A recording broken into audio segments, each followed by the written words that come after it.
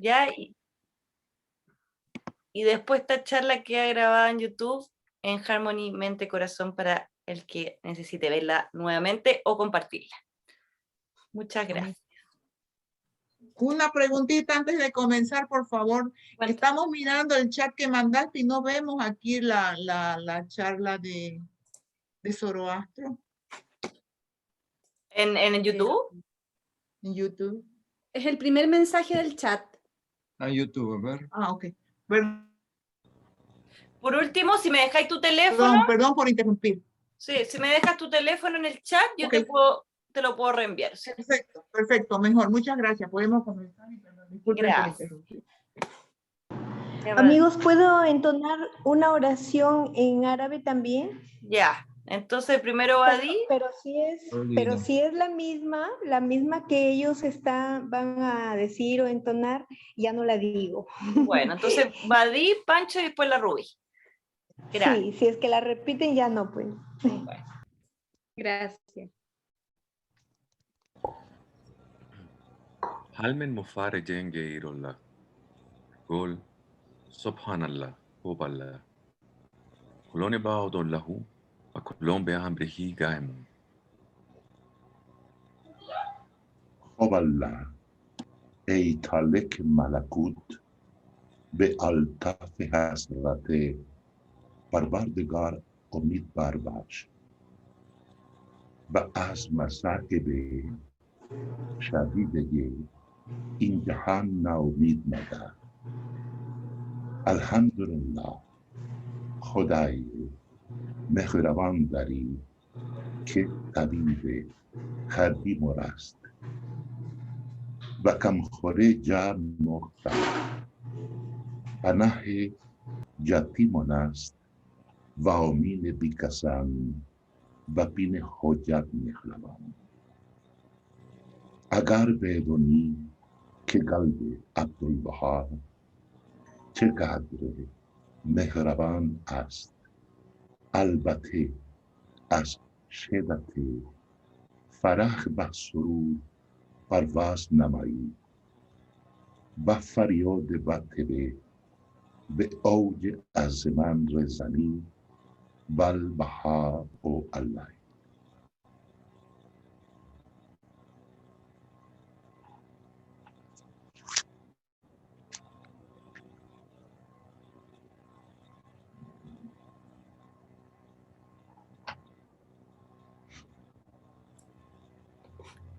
Rubí está con el micrófono apagado, sin estar activarlo.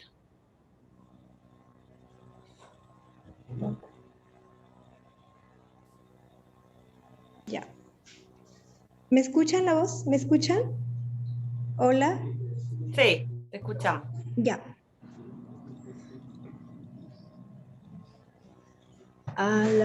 Allahumma ya subuh ya kudus ya hanan ya manan.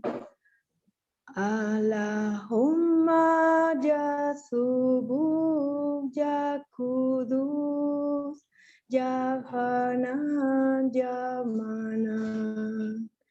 Farah lana bel fadle balexan innaka rahmanumana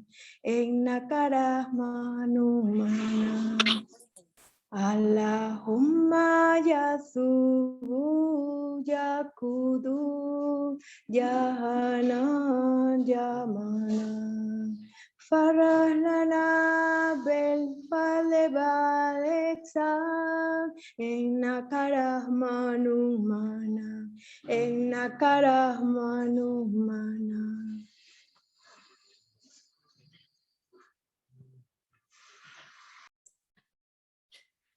Muchas gracias.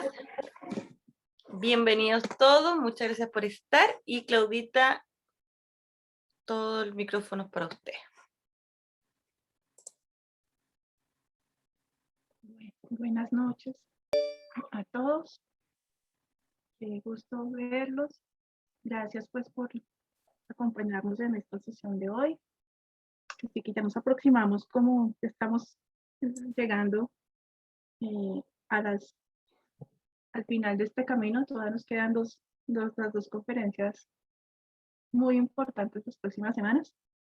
Pero bueno, hoy vamos a concentrarnos entonces en conocer un poco más del profeta y, como siempre, desde un contexto histórico, desde una explicación también cultural, con todo el respeto y el amor que merece.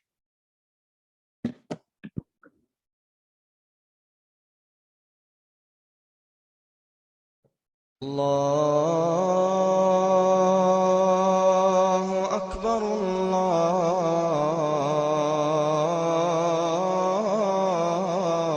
الله أكبر الله أكبر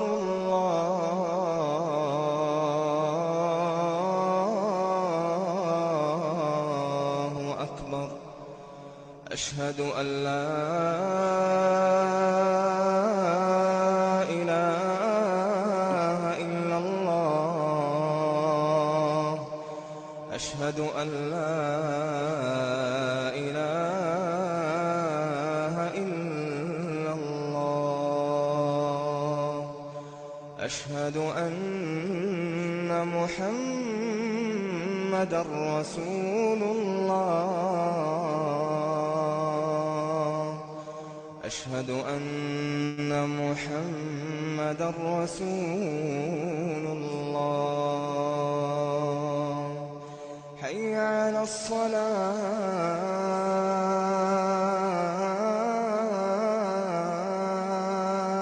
الصلاة حي على الصلاة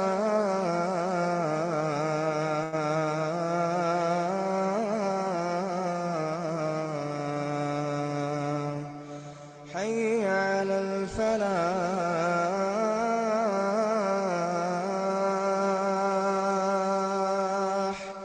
حي على الفلاح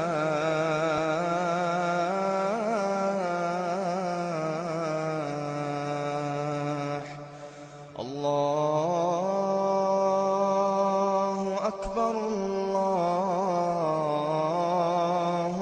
أكبر لا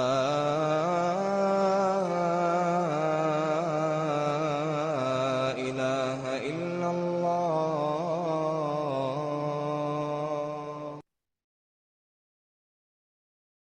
Bueno, entonces eso es lo que vamos a escuchar, esta entonación, es lo que se conoce como el llamado a la oración, que se escucha 5 veces al día en todo el mundo y que, por lo menos desde mi experiencia, cuando tuve la oportunidad de visitar uno de estos países, y hoy, incluso cuando lo escucho en el video, es una sensación muy bonita de ese amor, de ese llamado, ¿no?, a orar y a poner ese corazón hacia Dios. Yo no sé si Panchito o Adi quisieran ayudar con la pronunciación completa del nombre, por favor.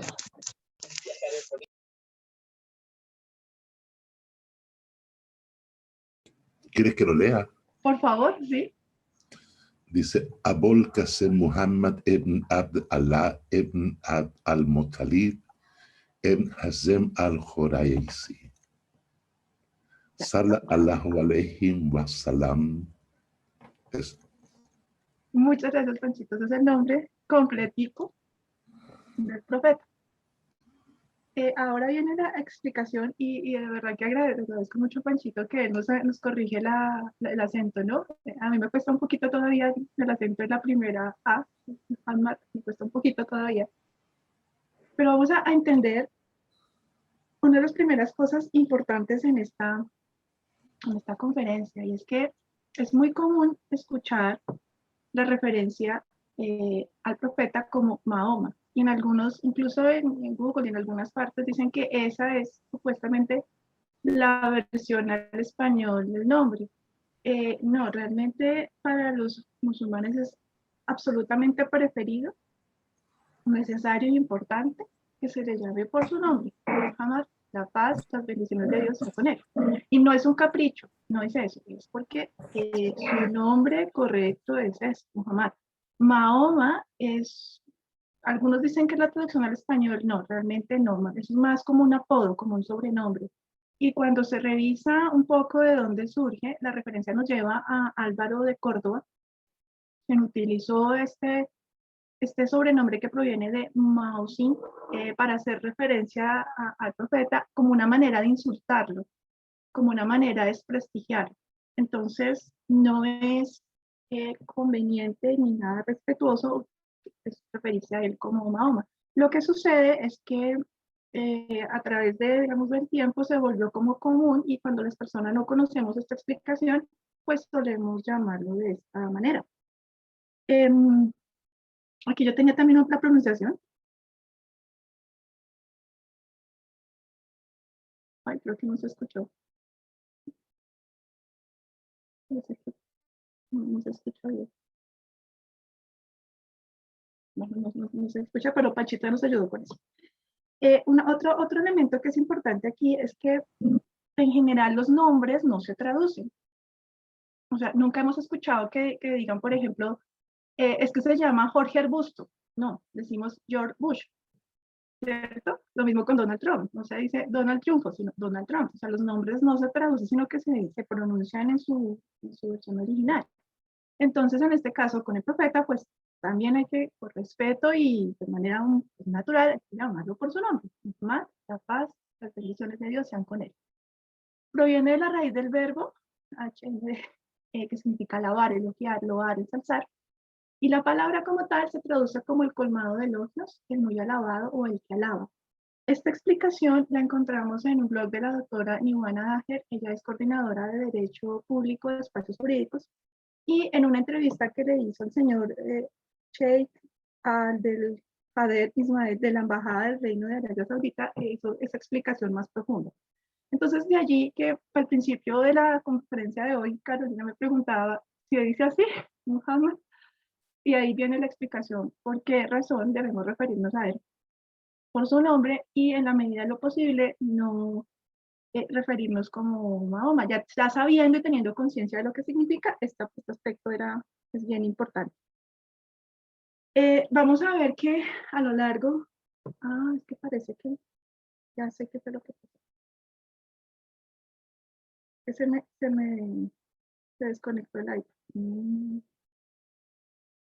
A lo largo de la sesión de hoy, pues vamos a ver justamente cada vez que aparece su nombre, va acompañadito de esa parte que dice justamente la paz y las bendiciones sean con él, que es muy habitual y lo vamos a encontrar siempre que nos referimos a un profeta.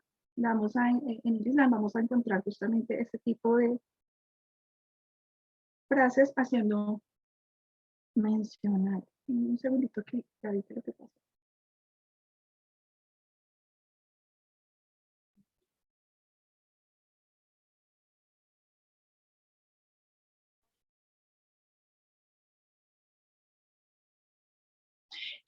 Carolita, ¿me harías un favor? Ya, gracias. Era justamente eso.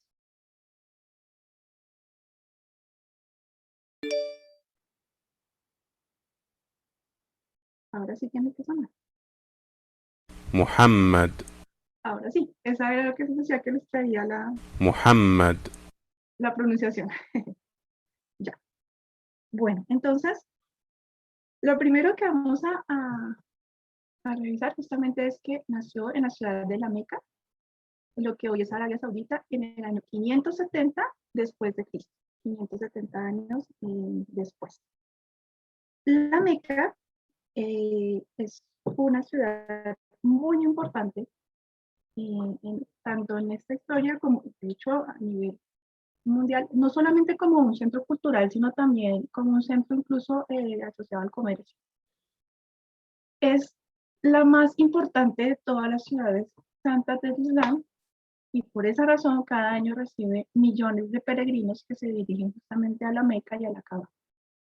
Aún antes de que Muhammad, la paz y las bendiciones de Dios sean con él, predicara el Islam, este lugar ya era importante, ya era santo y muy importante. Y pues la razón está asociada justamente en gran medida a la Kaaba. La Kaaba, que es lo que ustedes lo ven aquí en esta fotografía, es una vista exterior, es un gráfico de su interior, está justamente ubicada en la Meca. El nombre significa justamente el lado del cubo por la forma que tiene. Las esquinas están orientadas a los puntos cardinales y para los musulmanes es la morada de Dios, el Baitu'l Haram, la casa sagrada de Alá. Y es considerada como una de las primeras, digamos, templos, si se quiere, creados por el ser humano. Aquí lo que vamos a ver en gran medida es que este edificio, esta estructura, ustedes ven en su interior, se puede ver acá que tiene como unas campanitas, unas lamparitas, tiene una serie de símbolos, acá cubierta por una tela seda fina que la cubre, el suelo está hecho de mármol y tiene unas dimensiones bastante específicas. La tela negra que la cubre se cambia una vez al año. Y una cosa muy importante es que esa tela tiene una franja de textos escritos en Corán, escritos en oro, textos del Corán que son escritos en oro, que hacen referencia a la unicidad de Dios. Los musulmanes deben postrarse en dirección de la Kaaba, en la Qibla, en el momento de realizar las 5 oraciones diarias. Es importante tener en cuenta que al principio no era así. Al principio la dirección de las oraciones era hacia Jerusalén. Pero eso cambió después de que los judíos se negaron a aceptar al profeta Muhammad. Entonces se definió que el sentido iba a ser hacia la Kaaba. Según la tradición musulmana, la Kaaba fue construida hace 4000 años por Abraham, pronunciación estricta, y su hijo Ismael, en el mismo lugar donde Adán edificó el primer templo o morada de Dios, que se hizo justamente antes del diluvio universal. Si ustedes se fijan aquí en la parte inferior, hay una piedrita negra, está señalada ahí en el gráfico. Entonces, lo que sucede es que se dice que esta piedra fue entregada por el arcángel Gabriel a Ibrahim y a Ismael. Y se les ordenó a Abraham que convocase a toda la humanidad a visitar el Kaaba. Por esa razón, cuando un musulmán llega, le visita, exclama, heme aquí, oh Señor. En cuanto a la piedra negra, hay bastantes versiones sobre dicha piedra. Es una piedra que está puesta justamente en esa esquina. En general, todos concluyen en que esa piedra fue entregada por el arcángel Gabriel. Algunos piensan, aseguran que esta piedra es un meteorito de origen extraterrestre. Otros dicen que es un trozo de una estrella. En total, indistintamente de sus orígenes, lo que sí coinciden es que fue entregada por el arcángel Gabriel a Abraham y a Ismael. Y esa piedra fue empotrada ahí en esa esquina. Y la idea entonces es que esa piedrita indica el punto desde donde se empiezan a hacer los recorridos que hacen las personas alrededor del Kaaba, 7 giros. Los peregrinos lo que hacen a veces es intentar tocarla o venerarla, pero no es un tema de adoración, es un tema más de respeto. Y ahí inicia el punto de postergación. Dicen las historias que esa piedra inicialmente era blanca, más blanca que la leche, pero que los pecados de los hijos de Adán hicieron que se volviera negra. La idea entonces es que cuando se inician los giros, se inician a partir de ese punto, los 7 giros que se deben dar. Y ahí pues está la importancia justamente de este símbolo. Para los musulmanes, el hecho de que Abraham hubiese construido este lugar y con esa piedra allí, representa justamente la vuelta a la pureza desde el punto de vista espiritual. Tiene un valor muy importante, sagrado, La Meca es un lugar sagrado y pues la Kaaba representa la unidad del mundo musulmán. Indistintamente de las diferentes doctrinas o corrientes, ese es un punto de unidad bien importante. Entonces, por eso pues necesitamos entender un poquito también su significado.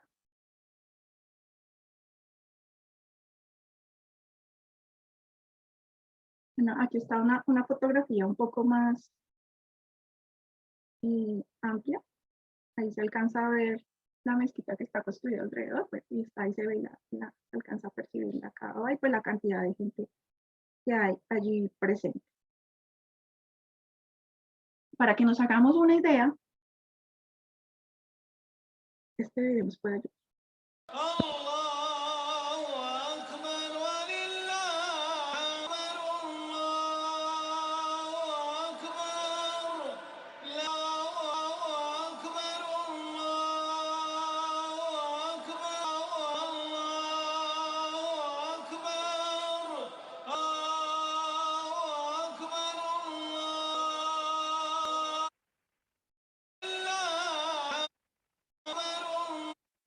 Bueno, ahí como con poquitas personas, ahora veamos este otro con mucho más gente.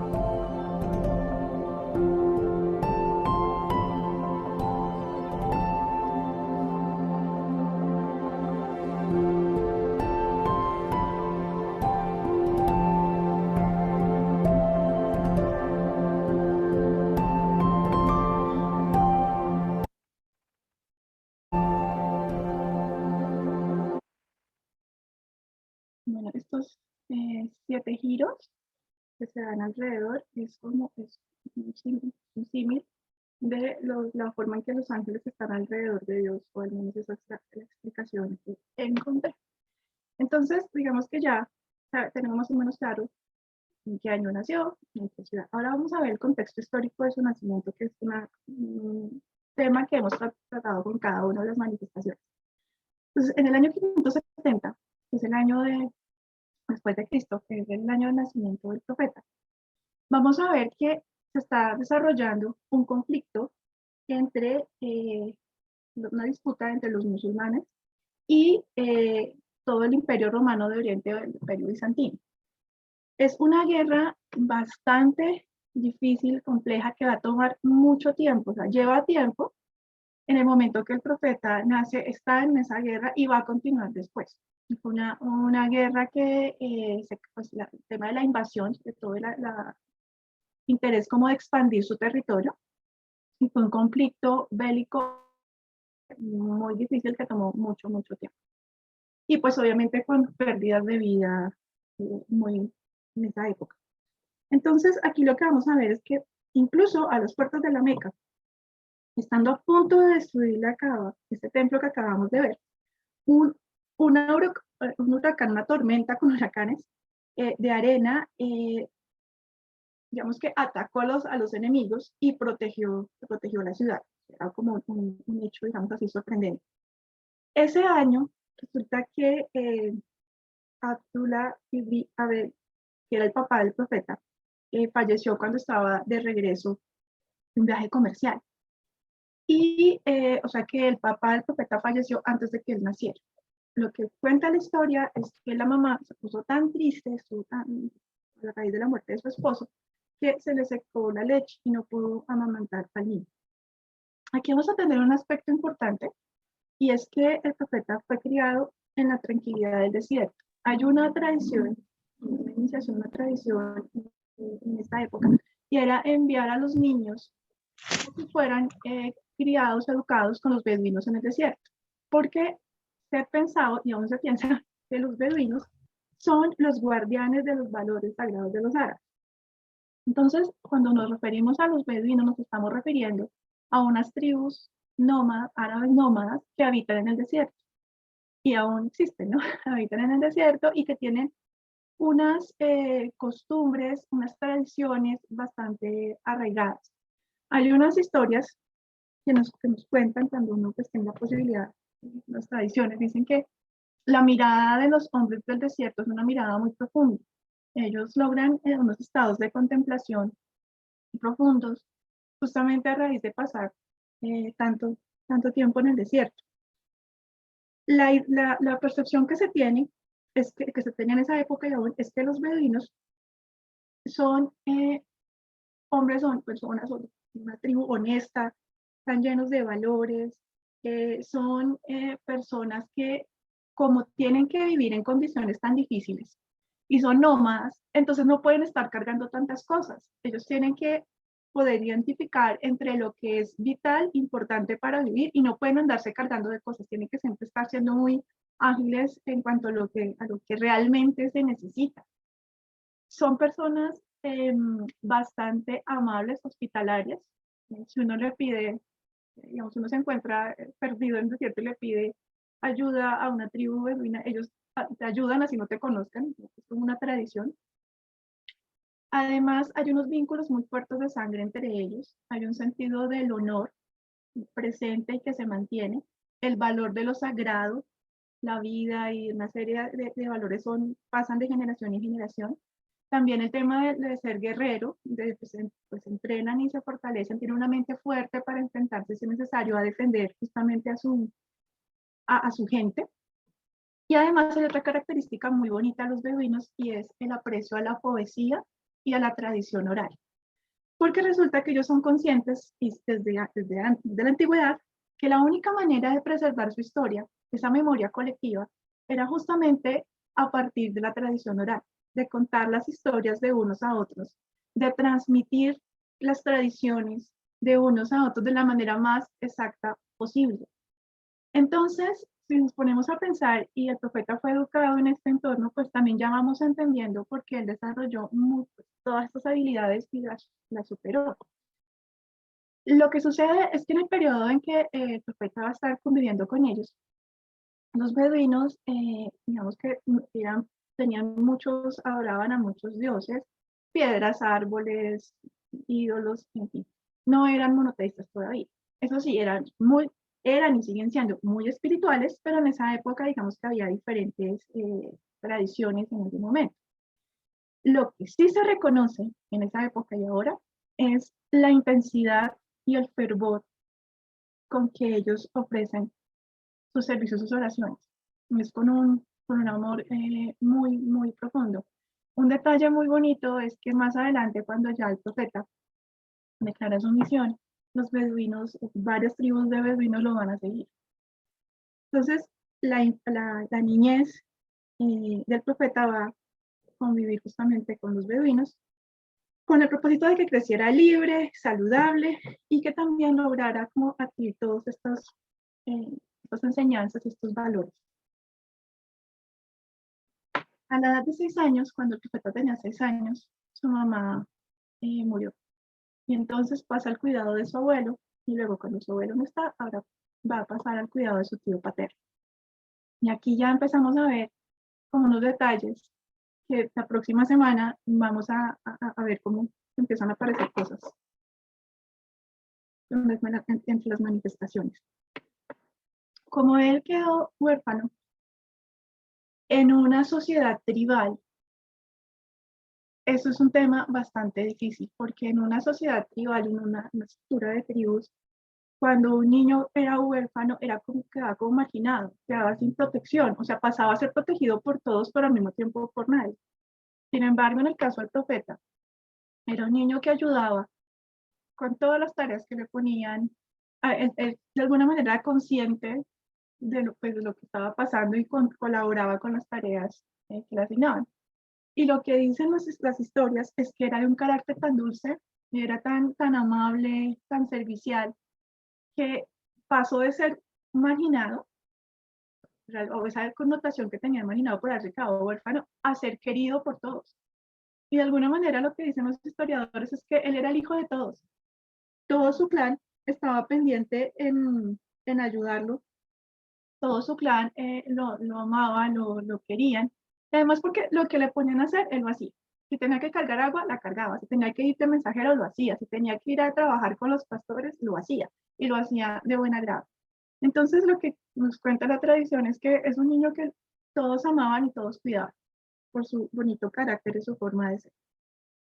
Y pues haciendo esas tareas, pues él merodeaba y estaba pendiente de todo lo que pasaba en los diferentes lugares. Y en particular, pasaba tiempo con los pastores. De los pastores, pues cuando estaban cuidando los rebaños, pues comían lo que había, generalmente de las frutas o lo que encontraban, a lo que tenían acceso, pero pasaban muchas horas en soledad y en silencio. Entonces lo que nos dice la tradición es que justamente el profeta desarrolló esta capacidad de la observación, del silencio y la contemplación, de un lado con los beduinos, y luego lo siguió fortaleciendo con los pastores. Es decir, pasar horas contemplando el paisaje, las nubes, toda la belleza de la naturaleza, pues lo fue entrenando desde muy pequeño, justamente en estos temas de la oración, la meditación, la atención. Ya de jovencito fue conocido como Al-Amin, que significa el honesto, el veraz, el confiable. Su tío, que lo quería muchísimo, lo llevaba con él también en las caravanas y le enseñó justamente todo lo que tenía que ver con los negocios. Él era un hombre generoso, además que se caracterizaba por siempre decir la verdad, y por eso hacía que a medida que iba creciendo, pues quienes lo conocían le tomaban mucho cariño, lo querían mucho. Aquí vamos a interrumpir un poquito la narración del profeta para ahora referirnos un momentito no, tampoco estoy muy segura de la pronunciación, Khadija, ese es el nombre completo de ella, y vamos a hablar de ella porque esa es una de las primeras cosas que creo que vale la pena aclarar. Hay una creencia un poquitín errada en relación a la forma en que el profeta se relacionó con las mujeres. Entonces, por eso vamos digamos que sigue la línea cronológica, solamente que aquí vamos a poner la atención un momento en ella. Entonces, Khadija era una mujer honorable de la sociedad. Ella, además, era hija de un comerciante muy importante de esta región. Era una mujer respetada, de una familia adinerada y poderosa. Estuvo casada 2 veces. En la primera enviudó, en la segunda no está muy claro, pero parece que se separó de su segundo esposo. Y ella dijo que no se iba a volver a casar, que ya, hemos dicho, ya iba a seguir adelante como pues que ya también era comerciante y que ya no se iba a volver a casar. Pero resulta que pasó el tiempo y en algún momento su padre falleció, se hizo cargo del negocio familiar, de ese emporio que ellos tenían, y escuchó hablar de una persona que antes decían eso, que era veraz, que era muy amable. Lo que describen los textos es que ella era una mujer de espíritu libre, fuerte. Ella decidió que ella iba a escoger con quién se iba a casar, y tenía como muy claras las cosas hacia dónde se dirigía. De hecho, dice las referencias que esa perspicacia para los negocios es lo que la llevó hasta a ser tan fuerte, digamos que en un momento dado apoyar incluso al profeta de muchas maneras. Es un ejemplo claramente de ese empoderamiento femenino, ¿no? Ella estaba claramente acostumbrada a abrirse camino y tenía muy claras las cosas que ella quería hacer. Entonces lo que dicen los historiadores es que en esos recorridos que ellos hacían entre el sur de Yemen y el norte de Siria, pues ella iba al frente de su caravana y era la encargada justamente de seleccionar a los trabajadores, a quienes iban a ayudar, a quienes iban a colaborar. Entonces ella escuchó hablar de un hombre joven que tenía reputación de ser muy honesto y trabajador, y entonces ella pues lo buscó y le dijo, bueno, venga a trabajar conmigo, lo conoció y le pidió que se hiciera cargo de las caravanas. Y pues él lo hizo y lo hizo muy bien. Entonces, ¿qué va a pasar con el tiempo? Entonces va a crecer un respeto mutuo, una admiración mutua. Y lo que dice la tradición es que ella le pidió matrimonio al profeta. con una diferencia de edad significativa, de 15 años de diferencia de edad. Aquí es importante porque vamos a ver que esta relación surge, ellos se van a casar, y durante el tiempo que ella vive, este es un matrimonio monógamo, solamente van a estar ellos dos. Y esto es muy importante porque en el contexto de la época eso no era lo habitual. Estamos hablando de un contexto, una sociedad donde lo habitual era que el hombre tuviera varias esposas. Pero en este caso ellos están los dos, tienen 4 hijos, solo las niñas sobreviven.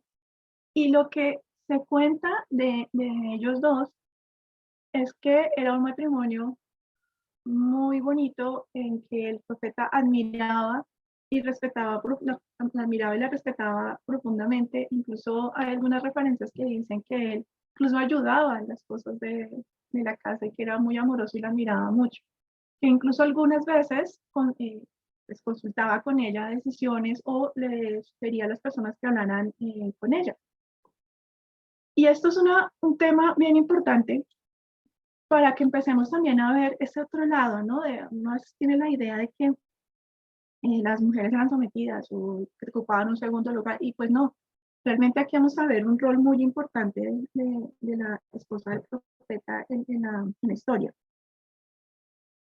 Y también como un ejemplo justamente del rol de la mujer y esa posibilidad de apoyar. De hecho, una de las referencias más bonitas, mejor amiga, una gran mejor amiga del profeta, incluso más cercana que muchos de sus seguidores, y eso es una referencia muy bonita. Aquí hay una historia que más o menos nos cuenta un poco, también para que nos hagamos una idea de la personalidad del profeta. Entonces, un día, varias tribus estaban en disputa por el honor de quién iba a colocar la piedra negra en la esquina de la cava. Y entonces, Muhammad apareció, y entonces ellos le preguntaron, bueno, que le dijera, pues que nos ayudara a resolver el problema, que quién iba a tener el honor de poner la piedra. Entonces, él lo que dijo, no, pues mira, hagamos una cosa, pongamos un manto, y ahí sobre el manto ponemos la piedra, y pues cada uno lleva la tela desde una esquinita. Y de esa forma, pues finalmente todos la van a llevar. Y pues así lo hicieron, todos la llevaron, y ya cuando llegó el momento de ponerla, le pidieron a él que la colocara. Y él la colocó y todos estuvieron contentos y conformes. Entonces era una persona que también, por su personalidad y su manera de ser, ayudaba a resolver los conflictos de manera pacífica. Eso también es bien importante de tenerlo en cuenta. Siguiendo con el relato, tanto de Hadilla y del profeta, vamos a entrar a un momento importante y tiene que ver justamente con la parte de las revelaciones como tal. Las primeras revelaciones. Entonces, como ya les había contado, el profeta solía irse y pasar muchas horas en contemplación y en meditación, particularmente en la cueva de Hira. Pero estamos hablando de que podía pasar días, noches, semanas en estado de contemplación, y que digamos que él llevaba comida para esos días, pero cuando se agotaba la comida, cuando necesitaba, pues volvía a casa con su esposa, se abastecía de otra vez de alimento y volvía nuevamente a seguir en ese periodo de meditación. Se cree que en el año 610, a la edad de 40 años, mientras estaba en este periodo de contemplación y meditación profunda, tuvo la primera visión del arcángel Gabriel. Y esta parte va a ser muy importante dentro de la historia, porque aquí es donde se marca justamente el inicio de este ministerio.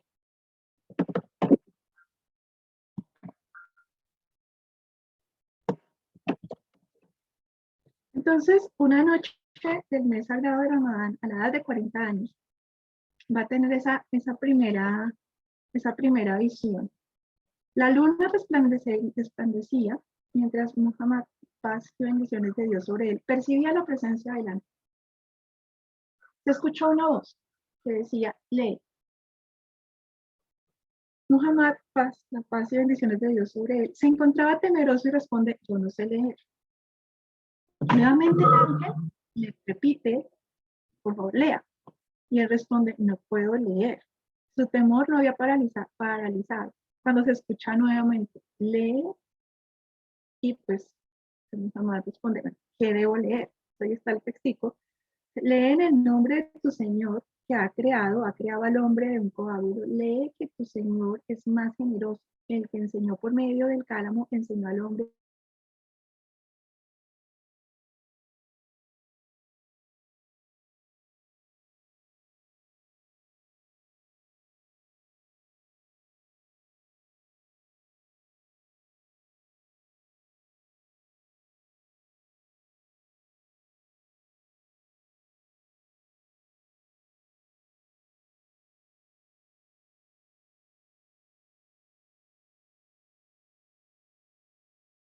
Después de que tiene toda esta visión, pues él regresa a la casa temblando, muy asustado, y le dice a Jadilla que por favor lo cubra, está un frío, está temblando, está asustado, y le cuenta, ¿no? O sea, ¿a quién más sino a ella contarle lo que acaba de pasar?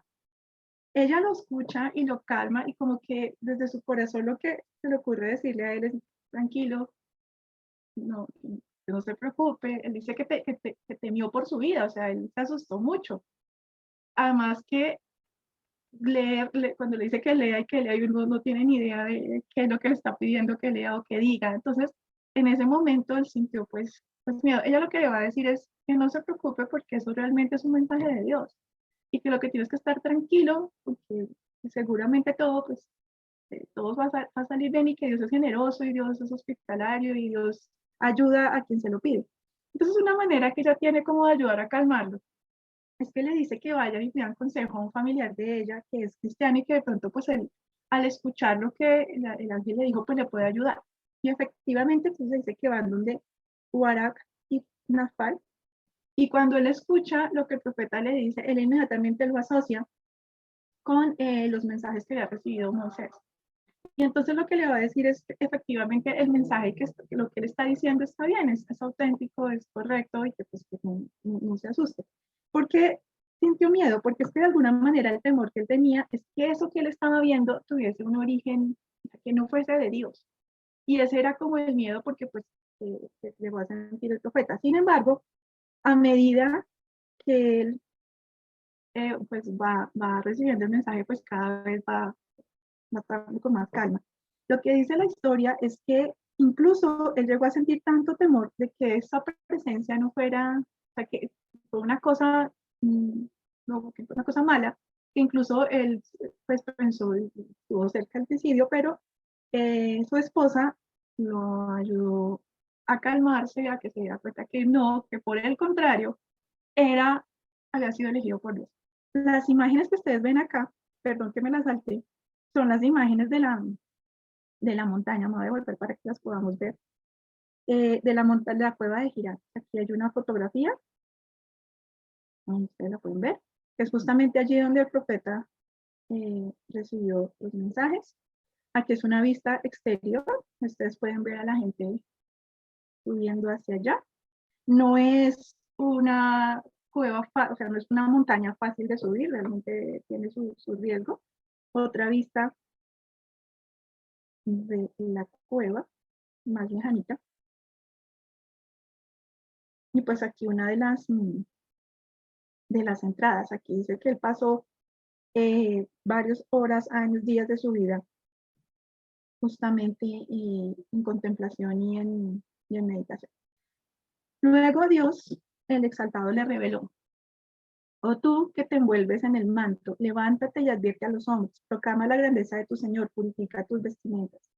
Este versículo del Corán marca justamente el comienzo de la misión del profeta como mensajero.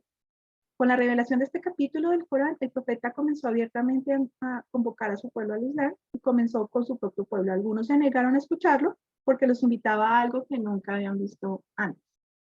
Entonces, este es otro punto en que empezamos a ver, de todas maneras, lo que implicó para el profeta, que era un hombre sencillo, pues que en el contexto de la época, él obviamente era también un pues se ha dedicado también al comercio, y aunque al casarse con Khadija ya tenían un rol importante y pues era respetado, de todas maneras pues, él no había sido formado ni educado en la estructura formal de esa época.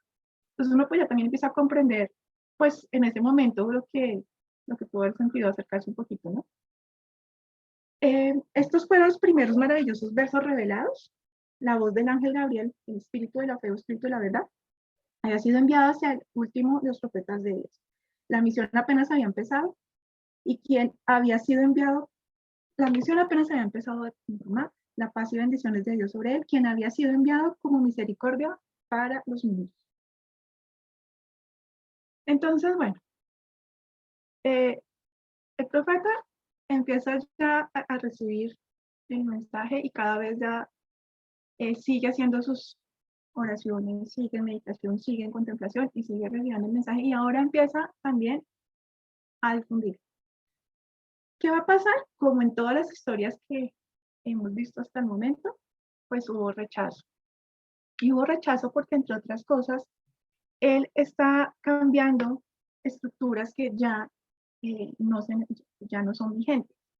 Una de las estructuras, una de las cosas importantes que vamos a ver pues que surgen a partir del profeta es la prohibición del infanticidio femenino. Antes, en el periodo preislámico, esta sociedad tribal prefería el nacimiento de los niños, porque los niños, los chicos, eran fuerza de trabajo, iban a contribuir para pues, el fortalecimiento de la tribu.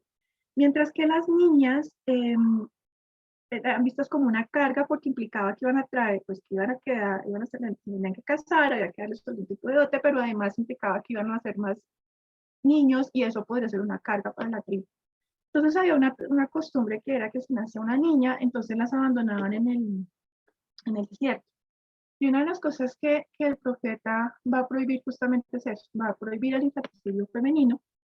Incluso él va a como darle un rol a la mujer y en el sentido de que debe ser protegida. Además, pensemos en lo siguiente.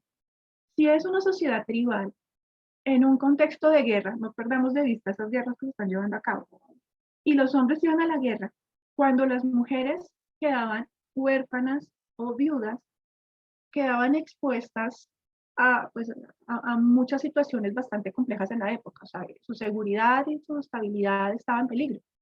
Entonces, una de las cosas que el profeta va a enseñar justamente es que los hombres deben hacerse cargo de sus hermanas, de sus madres, o incluso en casos, por ejemplo, de sus cuñadas, en caso de que sus hermanos, por ejemplo, muriesen en la guerra. Y él lo que decía es que cuando un hombre se hacía cargo de las mujeres, las protegía, eso le garantizaba el paraíso, pero era educarlas, protegerlas, asegurarse que tuvieran todo lo que pudiesen necesitar. Entonces, por ejemplo, eso es algo que va a ir claramente en contra en una sociedad en la que se permitía que un hombre tuviera hasta 8 o 10 esposas y que no necesariamente las cuidaba adecuadamente. Entonces ahí empiezan una serie de situaciones que obviamente no van a gustar, pero tal vez la más fuerte, no fue esta, aún todavía más fuerte, y es que tenemos en cuenta que era una sociedad tribal donde había varias tribus y que cada tribu tenía diferentes, adoraba diferentes dioses o figuras, incluso los mismos beduinos había diferentes creencias, pues que el profeta dijera que solo existe un único Dios, la unicidad de Dios, era algo que chocaba con las tradiciones y que además ponía en peligro a esas estructuras que existían. Entonces, ya vamos entendiendo por qué también hubo ese rechazo tan fuerte, ¿no? Entonces hubo situaciones bastante difíciles que tuvo que afrontar el profeta. Entonces aquí vamos a leer un par de ellas. Entonces, vi al mensajero de Dios decirle a la gente durante la era pagana: atestiguen que no existe Dios digno de alabanza excepto Dios, si quieren alcanzar el éxito. Algunos escupieron su cara, otros le arrojaron tierra en el rostro y otros le insultaron hasta el mediodía. Cada vez que una niña se acercaba con una vasija de agua, él se lavaba las manos y la cara y decía: oh hija, no tengas miedo de que tu padre sea humillado o agobiado por la pobreza. Entonces aquí ya estamos viendo las reacciones, ¿no?, de la gente inicialmente frente al mensaje del profeta. Urba Zubair dijo: le pedí a Abdullah al que me contara lo peor que hicieran los paganos al profeta, y él me dijo. Se acercó, se acercó al profeta mientras oraba cerca de la Kaaba y le retorció la túnica alrededor de su cuello. Abu Bakr, que Dios esté complacido con él, se acercó rápidamente, tomó a Abu Bakr del hombro y lo alejó diciendo: ¿vas a matar a un hombre porque proclama a Dios como su Señor y tiene señales claras de su Señor? Estos son solo un par de relatos, hay muchos más en relación a la manera en que las tribus de la época reaccionaron frente a el mensaje del profeta. Sin embargo, estos incidentes pues no lo detuvieron para nada, es decir, él seguía convocando a las tribus, él seguía enseñando, él seguía proclamando y llamando a la gente justamente a seguir. Aquí vamos a encontrar que después de todas esas dificultades tan fuertes, pues finalmente los musulmanes tuvieron que enfrentar por parte de su propio pueblo, tuvo que irse, tuvo que moverse hacia Medina y empezar y a construir nuevamente y seguir proclamando el Islam. ¿Qué es lo que sucede en últimas con el Islam? El profeta, cuando llegó a Medina, pues se instaló allí y empezó a enseñar tanto la recitación del Corán como la jurisprudencia islámica. Y aquí es muy importante tener en cuenta que Islam es mucho más que una religión, o sea, está compuesto por muchos elementos y a veces a nosotros en Occidente nos cuesta un poquito también como asimilar eso. Una cosa que va a suceder es que en Medina los habitantes van a ser muy receptivos al mensaje del profeta, sobre todo por los modales y por la forma en que él los va a tratar y por el mismo mensaje inclusive. Vamos a ver que en Medina las personas se van a esmerar, apenas lo van conociendo y el mensaje se va difundiendo, lo van a servir, van a estar pues muy pendientes de él. Incluso las personas tanto humildes como ricas de Medina van a empezar a escucharlo y apoyarlo. Entonces la gente poco a poco va desarrollando como ese amor y esa hermandad. Uno de los mensajes que también generó un poquito de inquietud en la sociedad de la época es que el profeta consideraba que todos eran iguales, todos somos iguales, ricos, nobles, blancos, negros, árabes, no árabes. Y él lo que decía es que, pues como todos somos iguales, ante los ojos de Dios, pues solo hay una religión y solo hay un único Dios. Entonces, claro, esto en Medina empezó a tomar fuerza. Sin embargo, pues ustedes como podrán intuir, a los líderes de la época o de otra creencia, pues eso era algo que evidentemente no iba a gustar. Entonces vamos a ver que estando en Medina va a haber una serie de conflictos, va a haber ataques hacia el profeta y sus seguidores, conflictos muy fuertes, batallas incluso entre ellos, porque de todas maneras tenemos que tener en cuenta que estamos en un contexto de una sociedad tribal, en medio de una guerra incluso de más tiempo y que va a seguir durando más tiempo. Y pues a veces eso nos cuesta un poco, ¿no? Pero en esa época, digamos que las cosas no necesariamente se resolvían hablando. El contexto mismo de la época nos puede ayudar a entender un poco por qué se libraron esas batallas tan fuertes. Incluso con una diferencia en cuanto a armas y en cuanto a ejército. De todas maneras, en estas guerras, pues Dios está con el profeta y pues obtiene la victoria. No voy a entrar en detalle de las batallas, simplemente lo único que les voy a decir es que después de 8 años, el profeta tenía un ejército de más de 10.000 hombres y no solamente entrenados y educados, sino también que habían desarrollado justamente todo ese amor, esa devoción que el profeta les inspiraba. Esta parte de las guerras, pues, digamos que es un episodio que merece atención, pero digamos que aquí vamos a concentrarnos más en el mensaje. Bueno, aquí ya está todo lo que les acabo de contar para quienes lo quieran leer con mayor detalle, más o menos lo que ya saca. Vamos a la siguiente etapa, que es la que se conoce como el año de tristeza. Entonces, el año de tristeza hace referencia al año en que falleció Khadija.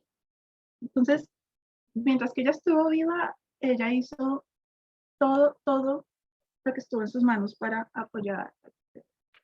Como ella tenía, pues había acumulado recursos, tanto de joven y pues, cuando ya estaban casados, entonces ya lo apoyó a ella y a los seguidores, no solo con recursos y con todo su amor y con todo su escuchándolo y apoyándolo, sino que también incluso con la gente que ella conocía. En el año 619, Khadija enfermó y murió, después de 25 años juntos. Lo que dicen los historiadores es que realmente el profeta no se recuperó de la muerte de Khadija, el amor que había entre ellos estaba muy grande y el apoyo, lo que ella significaba para él, era muy importante. Aquí es donde se hace referencia a la forma, pues a esa relación tan bonita que tenían como la mejor amiga del profeta, incluso más que sus más cercanos colaboradores. Es un aspecto bonito, ¿no? En cuanto al profeta, tan duro fue esta época, incluso aún hoy en día los musulmanes la recuerdan como el año de la tristeza y el día en que ella fallece, pues hay también una conmemoración. Tiempo después, y según la tradición, vamos a encontrar que el profeta y nuevamente se va a volver a casar. Y esto es un aspecto que es importante también de considerar. Mientras que él estuvo casado con ella, mientras que ella estuvo viva, él siempre estuvo con ella y solo con ella. Pero cuando él se vuelve a casar y es tiempo después, lo hace no, ya en este punto, no es un tema de tener muchas esposas, sino que aquí hay otras situaciones por las cuales se llevan a cabo estos matrimonios. De un lado hay unos aspectos religiosos y legislativos. Por ejemplo, cuando se casó con Zainab, ella era árabe pagana de otra tradición, y ese matrimonio permitió cambiar ciertas tradiciones y abolir ciertas tradiciones y creencias a partir de ese matrimonio.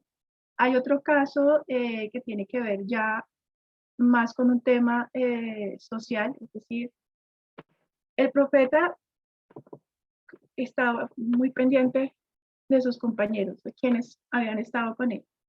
Y resulta que personas muy cercanas a él habían muerto en batalla. Y sus esposas y sus hijos no tenían más familia.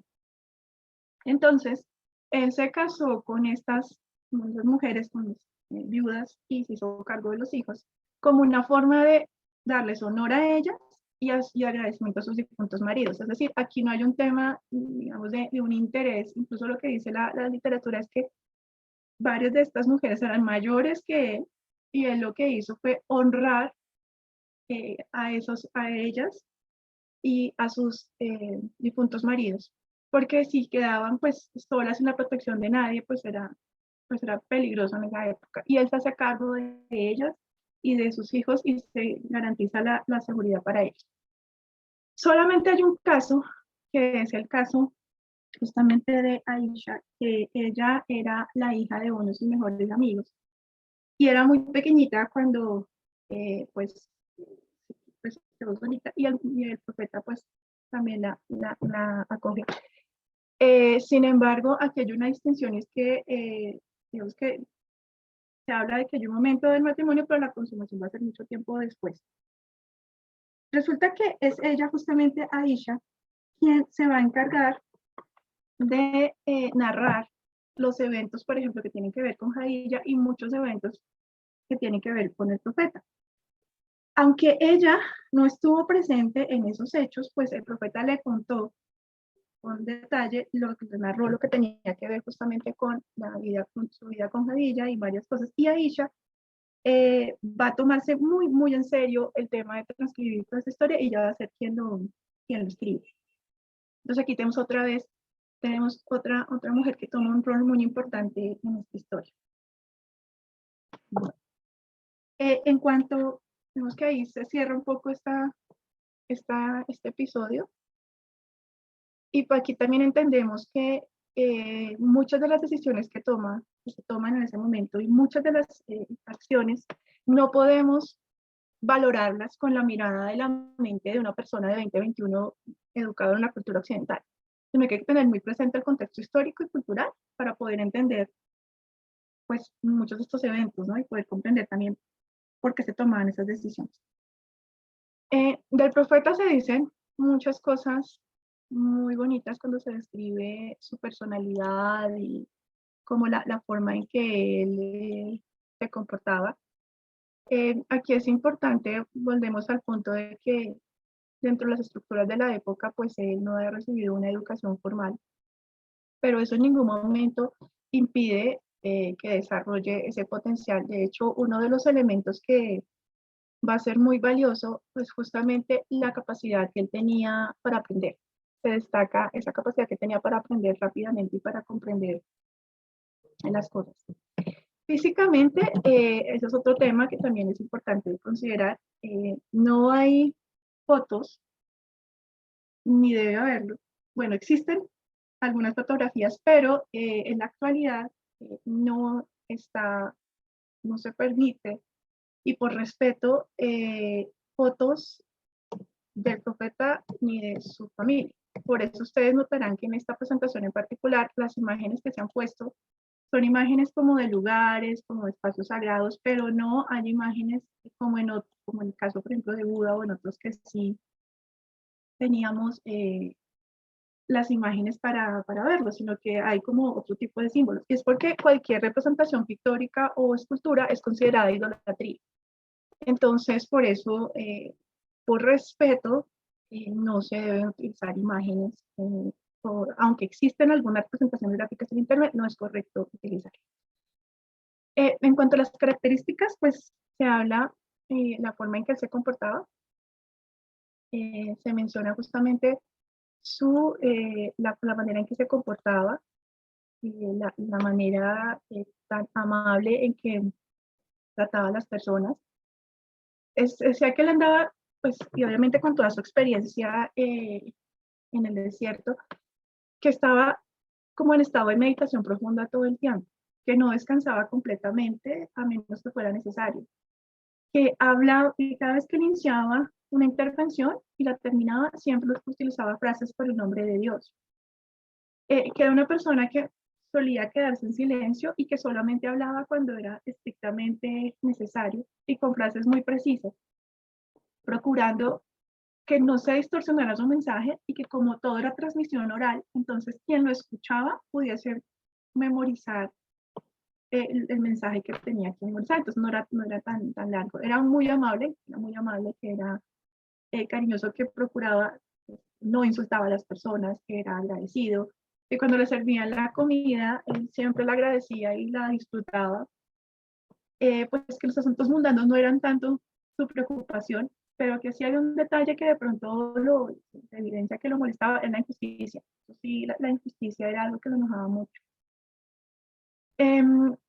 Y de todas maneras, es importante también ver, en la vida ya diaria, que él repartía su tiempo en 3 partes. Una parte era para Dios, otra para su familia y una tercera parte para él mismo y la gente. Y que la parte que le dedicaba a su pueblo, lo dedicaba a escuchar e intentaba pues ayudarlos a resolver los conflictos que pudieran tener. Entonces, pues empezamos a ver también aquí unas como similitudes en todas las manifestaciones, en el sentido de esa pureza de intención, ese cuidado en el lenguaje, en no decir palabras vanas, en dar consejos sinceros que salían desde el corazón, y además que la gente lo percibía así. De hecho, en algunas de las escritos, primero fue tradición oral, pero luego se lograron escribir, se hace mención a que su rostro resplandecía, que será que como hay un poema que dice incluso que resplandecía como la luna llena en una noche oscura, o sea que era, su rostro era pues como que transmitía esa sensación de luz tal vez. Y pues que era un hombre justo y de buen corazón. Ahora, en cuanto a lo que tiene que ver como con ciertos comportamientos y características, pues aquí hay algunos, intelecto destacable. Pues eso es una cosa que llama mucho la atención porque justamente la aprendía muy rápido, era capaz de hacer unos análisis y comprender los problemas bastante bien. Y pues aquí vuelve a mencionar el hecho de que no había decidido una educación formal, entonces que la forma de entender eso es justamente porque era un mensajero de Dios, justamente ahí está. Se habla también de que pues todas las cosas que él hacía, las hacía en nombre de Dios y se las ofrecía a Dios, sincero, honesto, con moral, con ética, amable, de buenos modales, amor por la paz y la reconciliación, ordenar hacer el bien, amor por la purificación, cuidaba sus palabras, se destacaban los actos de adoración, buen aspecto, tolerancia, ascetismo y los asuntos mundanos, altruismo, temor de Dios, bueno, hay un sinfín de cualidades en lo que se refiere al profeta. El profeta murió en Medina el 12 del mes lunar, en el año 11 de la Hijra, y fue sepultado en Medina. Cuando se supo de su muerte, fue un aspecto que muchos pues no lo creían, pues fue un golpe muy fuerte. Y aquí nos hablan que Abu Bakr pues dio un discurso y recitó las siguientes palabras: Muhammad no es sino un mensajero a quien precedieron otros. Si muriera o le diera muerte, volveréis a la incredulidad, más bien volviera a ella en nada perjudicar a Dios. Dios retribuirá a los agradecidos. Cuando Umar oyó este versículo, comprendió que efectivamente el profeta pues había muerto, que era verdad. Y él murió a los 63 años de edad. Aquí vamos a hacer un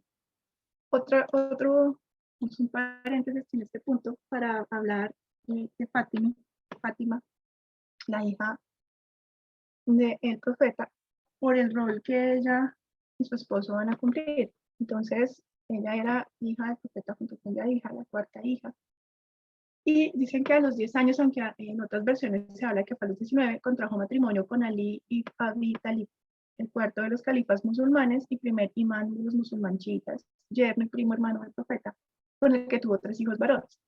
Los chiíes afirman que el esposo de Fátima, Ali y sus descendientes, son los verdaderos líderes del Islam.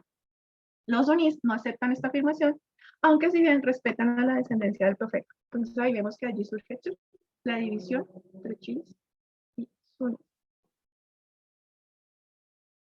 Bueno, entonces aquí ya hemos terminado como el nacimiento, la etapa de su juventud, lo que tiene que ver con las revelaciones, el rechazo y su muerte.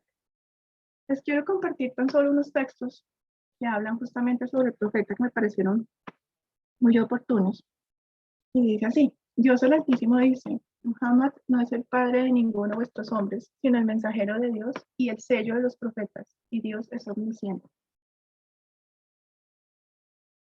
Jesús advirtió sobre el advenimiento del profeta en el Evangelio de Dios el Altísimo dice: y cuando Jesús, hijo de María, dijo, oh hijos de Israel, yo soy el mensajero de Dios, enviado a vosotros para corroborar la Torá y anunciar un mensajero que vendrá después de mí, llamado Adman.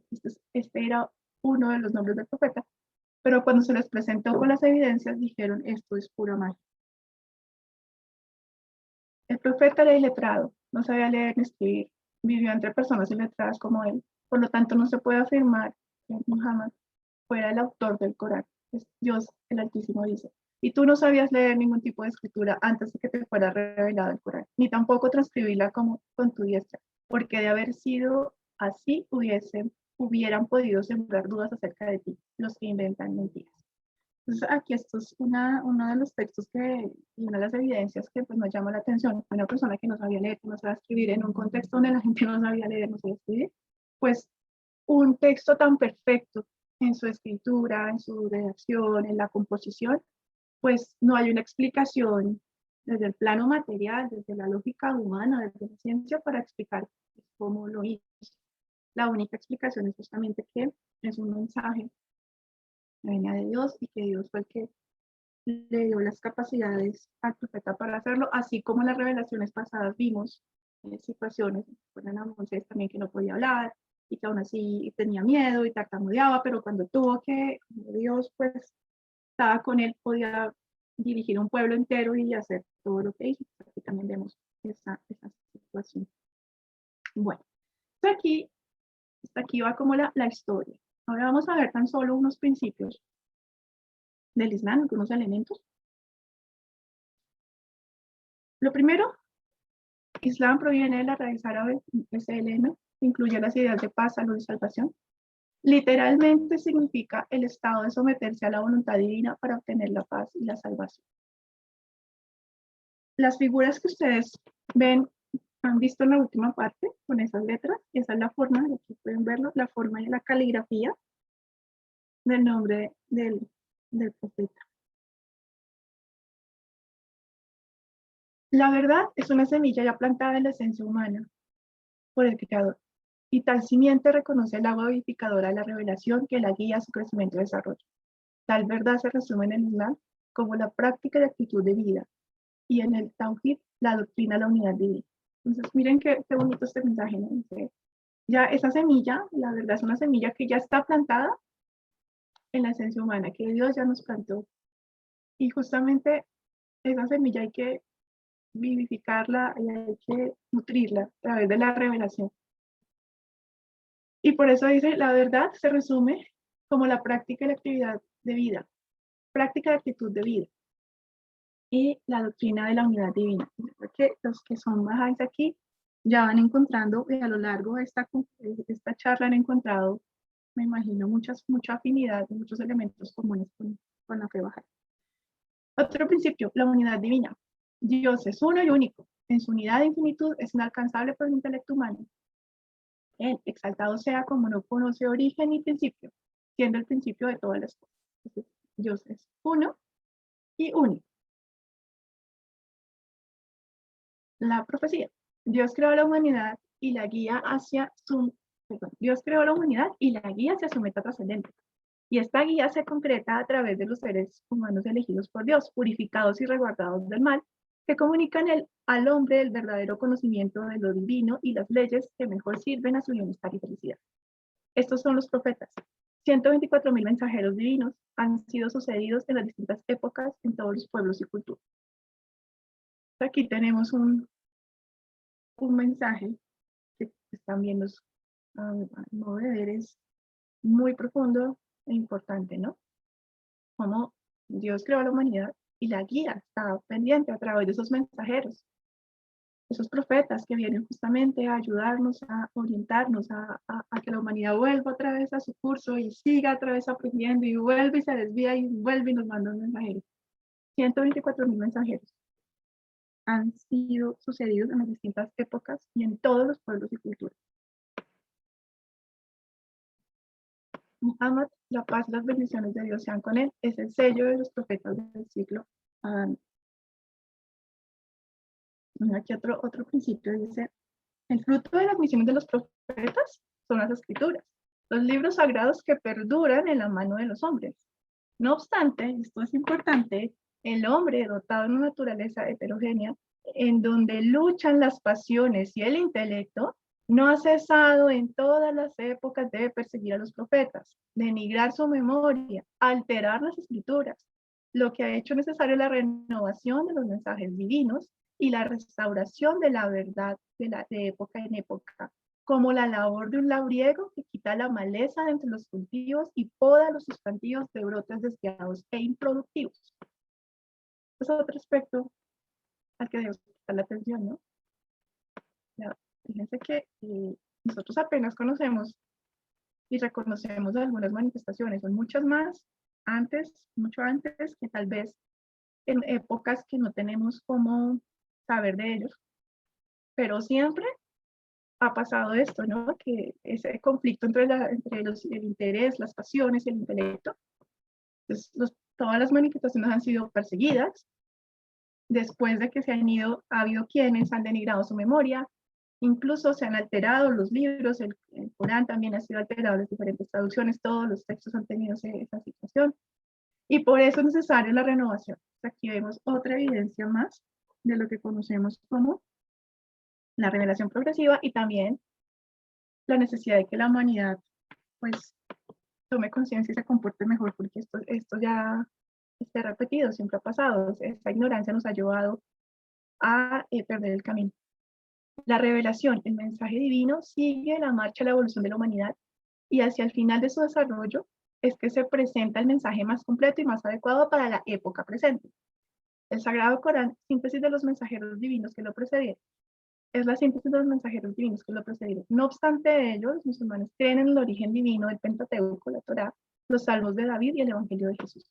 Entonces, en cada época, los libros, los mensajes de las manifestaciones, pues han servido en ese momento, en esa época. El mensaje es uno y perfecto, pero hemos sido los hombres, nosotros los que con el tiempo hemos distorsionado el mensaje y por eso la necesidad de que venga otro mensajero.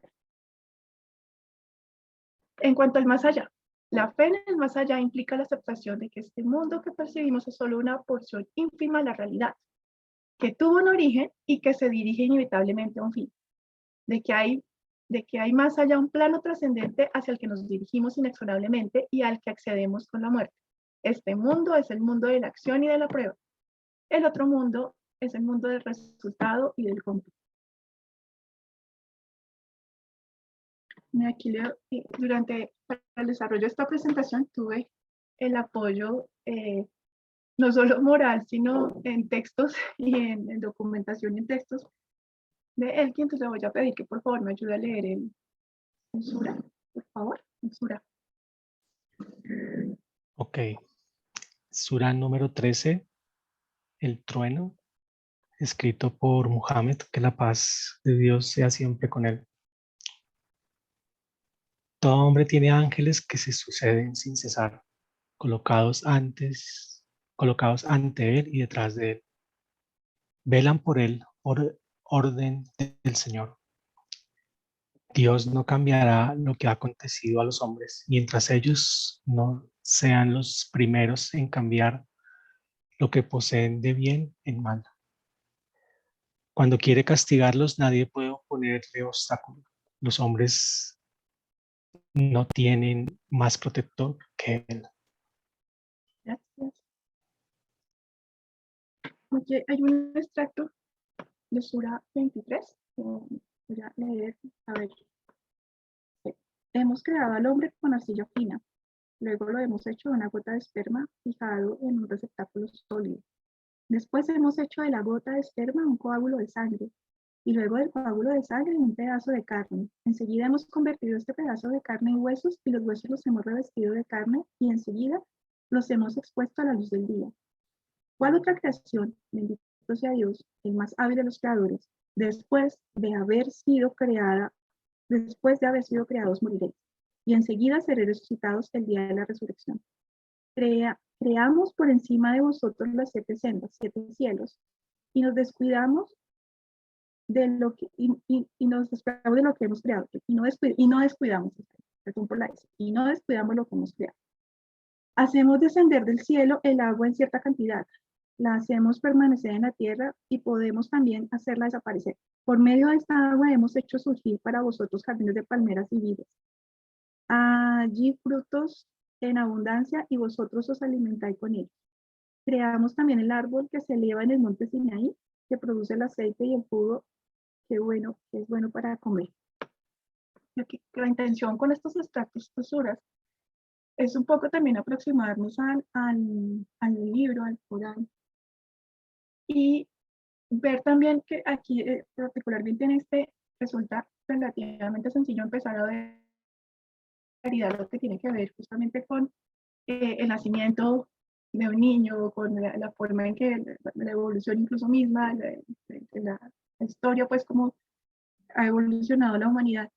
Una cosa que es interesante, y hay un libro que aprovecho para recomendarles que se trata justamente del Corán y la ciencia, es que se han hecho trabajos de investigación muy interesantes que nos permiten identificar cómo en estos suras del Corán, varios de ellos, hay unas explicaciones perfectas que hoy en día la ciencia ya logra evidenciar, que ha logrado como entender, pero que ya estaban escritas en este libro, aunque pareciera que fuera como una especie de verso de poema. Resulta que al revisarlo y mirar el proceso científico se encuentra la perfecta sincronía. es también para que empecemos a aproximarnos al libro de pronto desde otra perspectiva, ¿no? Invitarlos también a revisarlo. Hay una aclaración que vale la pena hacer acá, es que hay que tener también cierta precaución con las traducciones, porque a través del tiempo se han hecho distintas traducciones al inglés, al español, a los diferentes idiomas, y en algunas ocasiones, dependiendo de quién hace la traducción, hay unas sutiles variaciones que introducen palabras o ciertos mensajes que pueden tergiversar el mensaje original. Ahí también es, pues hay que asegurarse del libro, la fuente y la traducción para leerlo. El mensaje del profeta es un mensaje de amor, de unidad, de igualdad.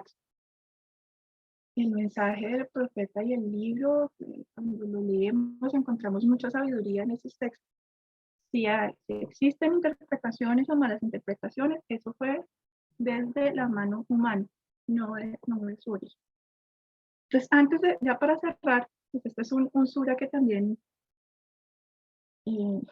una sugerencia, ya me lo voy a pedir a alguien que lo lea porque lo sugirió para cerrar esta parte de la conferencia. Entonces, por favor.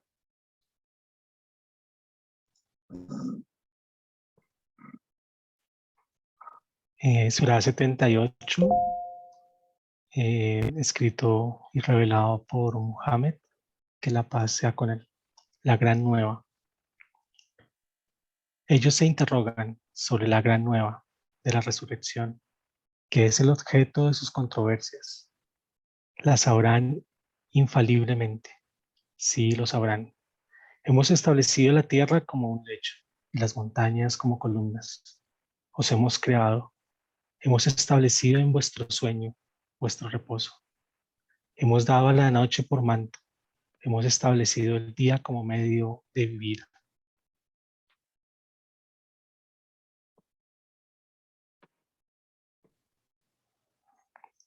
Hemos edificado encima de vuestras cabezas 7 cielos sólidos. Hemos suspendido un foco luminoso. Hacemos descender en abundancia nubes de agua para hacer germinar con ella el grano y las plantas y los jardines plantados de árboles. El día de la decisión es un término fijado de antemano. El día en que sonará la trompeta y vendrás en tropel. El cielo se abrirá y se presentarán numerosas puertas. Las montañas serán puestas en movimiento y parecerán como un espejo. La ajena estará toda llena de emboscadas. Retiro de los malvados. Para permanecer allí siglos. No probarán frescura ni una sola bebida, más que el agua hirviendo. Como recompensa conforme a sus obras, pues no han pensado jamás que habría que arreglar la cuenta. Y negarán nuestros signos, tratándolos de mentiras. Pero hemos contado e inscrito todo. Probad, pues, la recompensa. No aumentaremos más que vuestros suplicios. Jardines y vides, doncellas de redondos senos y de edad sin igual a la de ellos, no oirán allí palabras frívolas ni mentiras. Es una recompensa de tu Señor, es suficiente, el dueño de los cielos y de la tierra y de todo lo que hay entre ellos, del clemente, pero no le dirigirán la palabra. En el día en el que el Espíritu y los ángeles están ordenados en filas, nadie hablará, a no ser que aquel quien lo permita, el misericordioso, y que no diga más que lo que es justo. Ese día infalible, todo el que quiera tomará el camino que lo conduce hacia su Señor. Te hemos advertido de la próxima venida del suplicio, el día en que el hombre vea las obras de sus manos y que el infiel exclame, ojalá fuese polvo.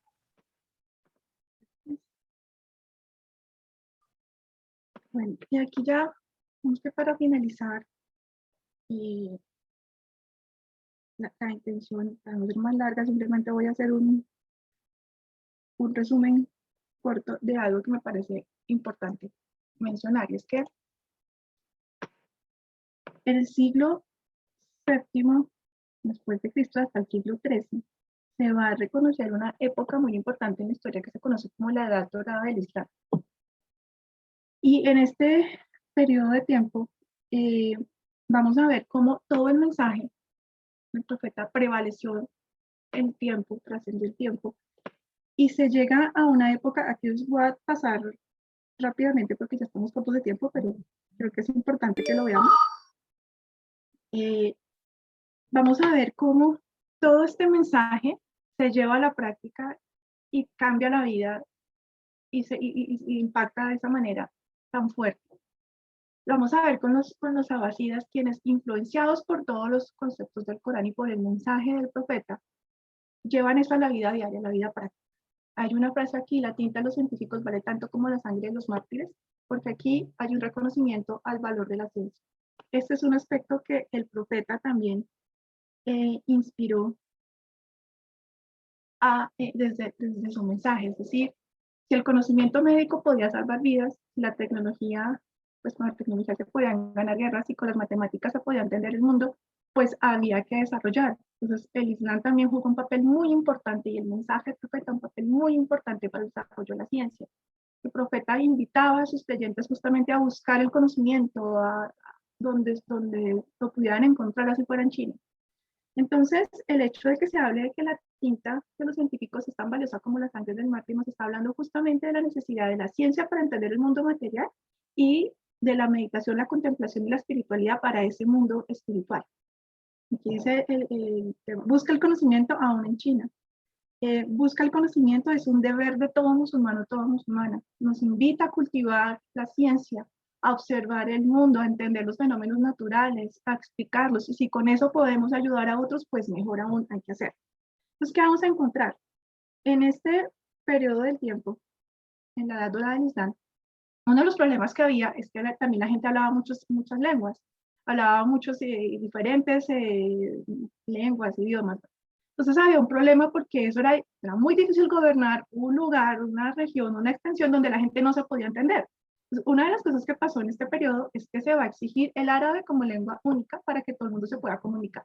¿Les suena a los bahá'ís eso de un solo idioma?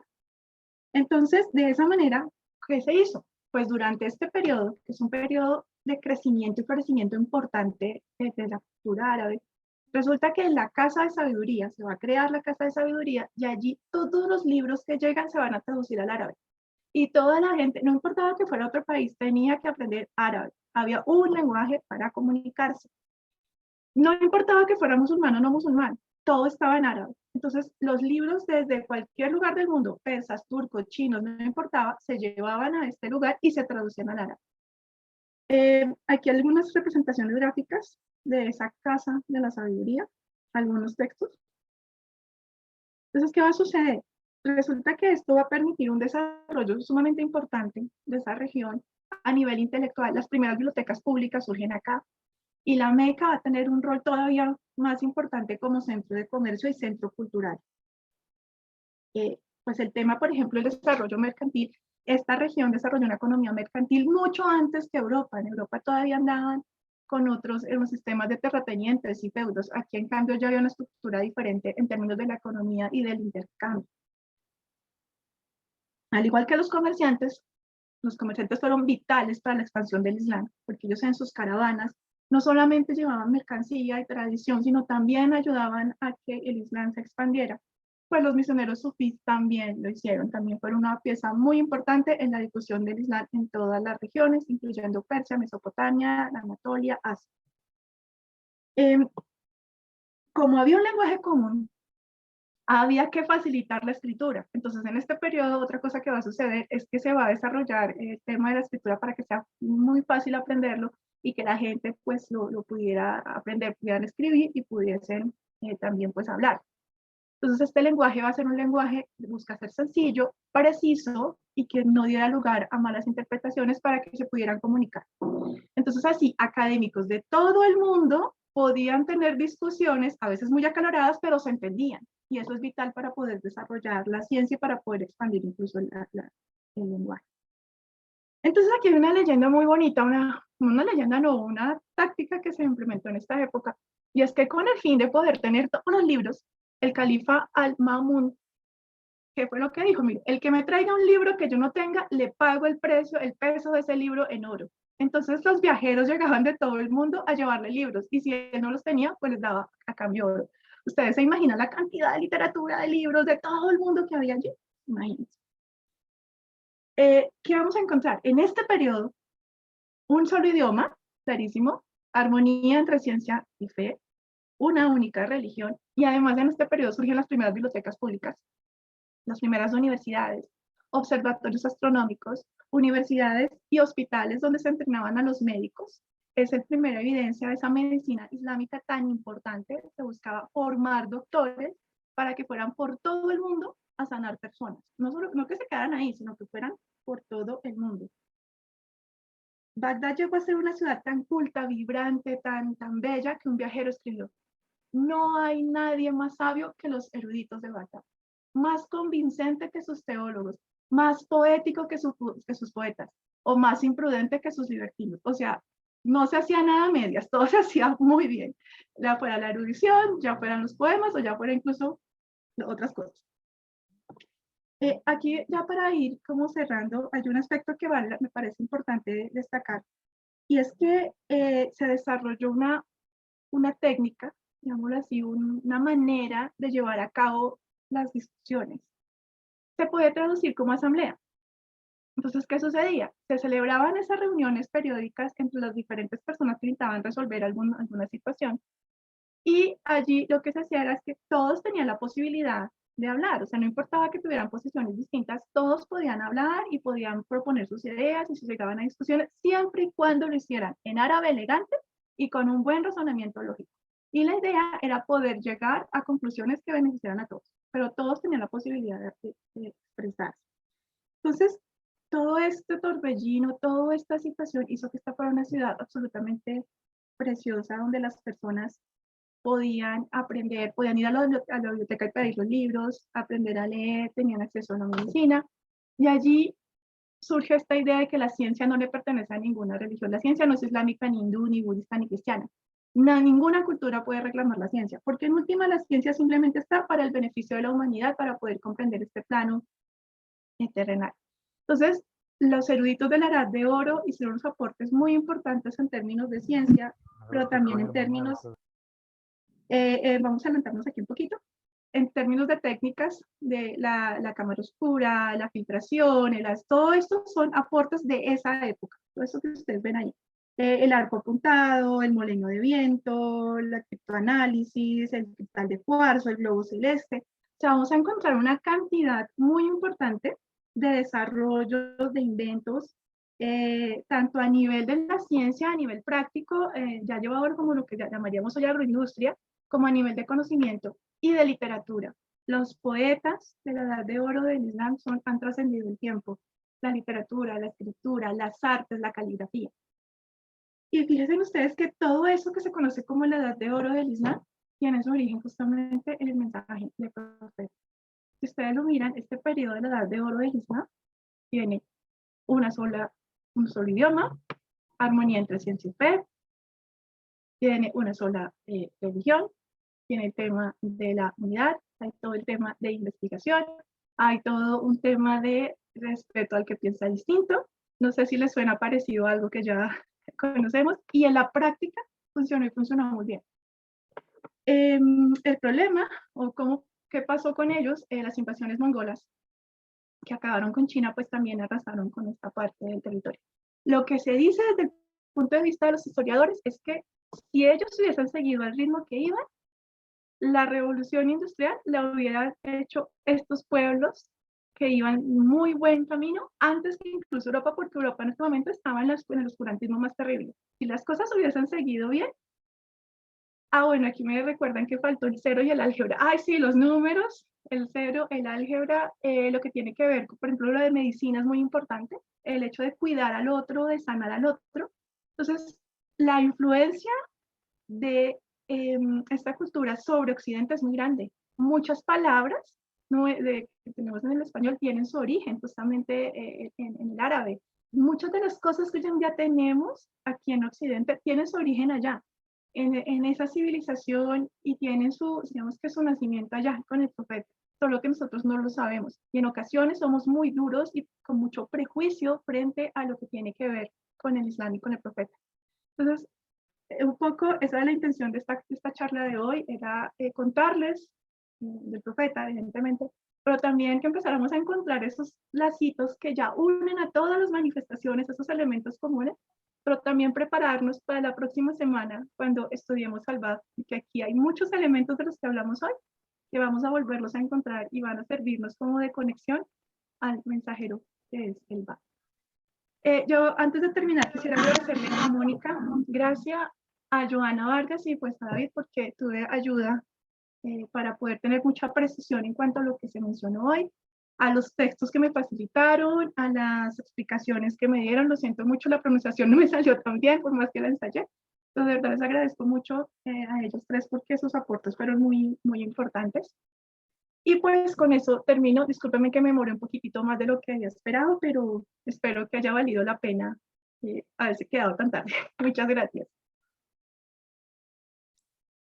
Muchas gracias. Claudia, me Bueno. encantó tu charla, sequísima, así que te felicito, la verdad, porque lo hiciste demasiado bien, me encantó y muy entretenido además. Así que muchas gracias, Claudia. Créanme que todavía estoy temblando de los nervios. Este es un tema para mí sagrado realmente, y todos los mensajeros, pero el profeta Muhammad siempre ha sido como el reto de poder transmitirles, pues todos y cada uno de ellos, pero de todos los anteriores manifestaciones, en alguna época de mi vida había hablado sobre ellos. Esta es la primera vez que en público me refiero al profeta Muhammad, y de verdad que gracias por haber sido parte de todos ustedes de este momento, que realmente significa mucho, mucho para mí, y espero haberlo hecho a la altura y con el respeto que el profeta Muhammad merece. Gracias. Aparte que como estos dos últimos mensajeros, entre Jesús y Muhammad, ya son como los que son cercanos a nosotros, pues entonces entretenido ir conociendo más su historia, qué es lo que decían, cuál es el mensaje, porque ya son mensajeros que ya se ven en nuestra cultura.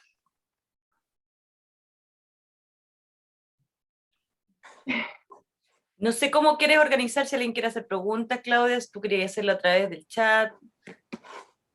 Sí, tal vez a través del chat, o tal vez también quisiera preguntarles a ustedes, más bien, quiera responder, pues, ¿qué está sintiendo en este momento? ¿Qué sensación hay en ustedes después de haber escuchado esta información? ¿Qué pasa allá dentro de su corazón? Si alguien nos quisiera compartir qué está sintiendo, te lo agradecería muchísimo. Pancho.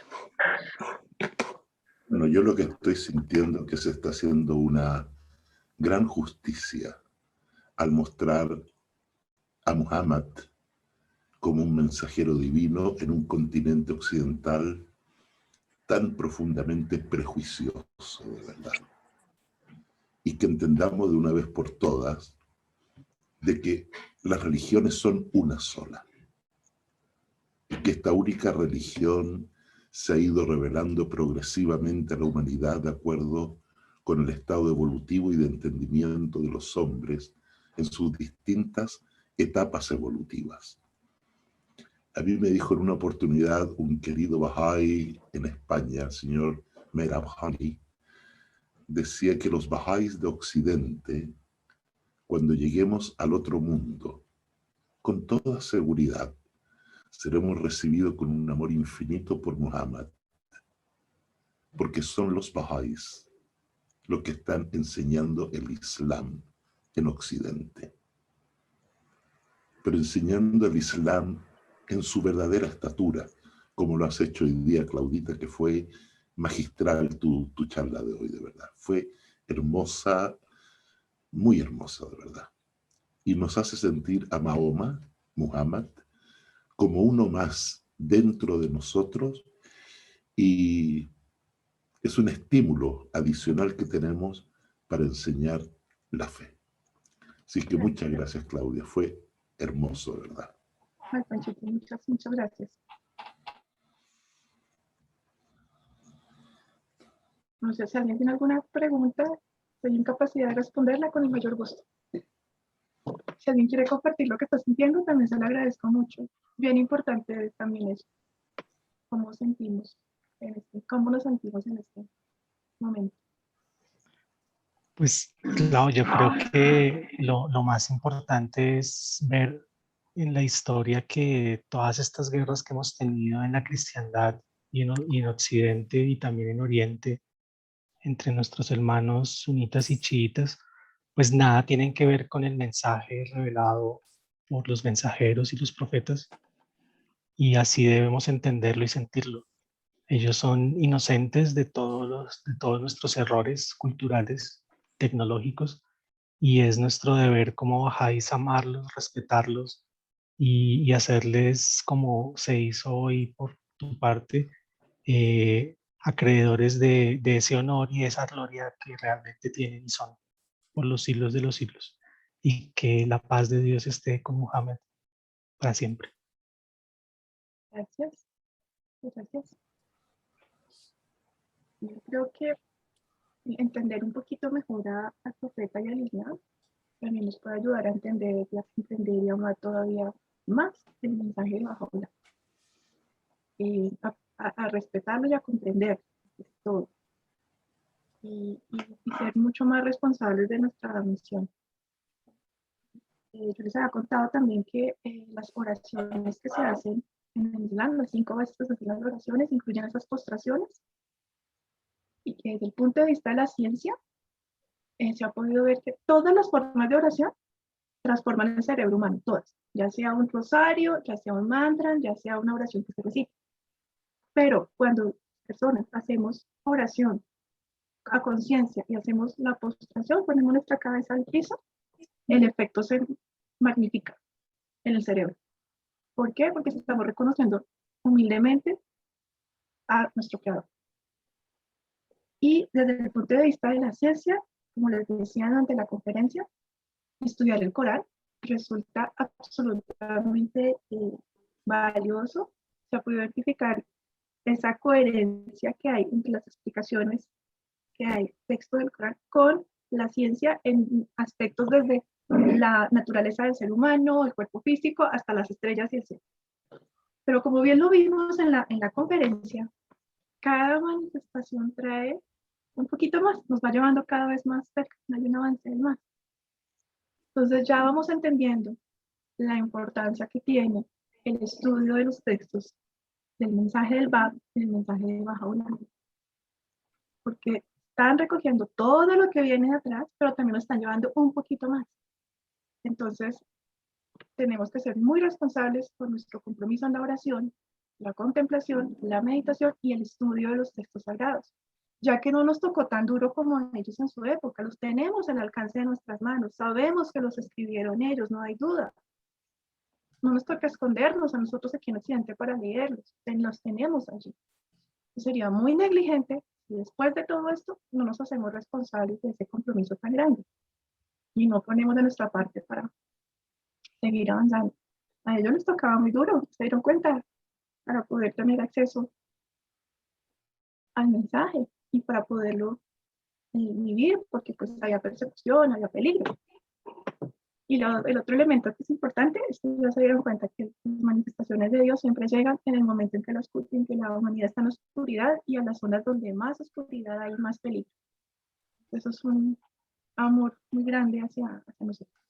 Hay que ser muy juiciosos y muy responsables con esa bendición de Dios que es reconocer a la manifestación de Dios en estos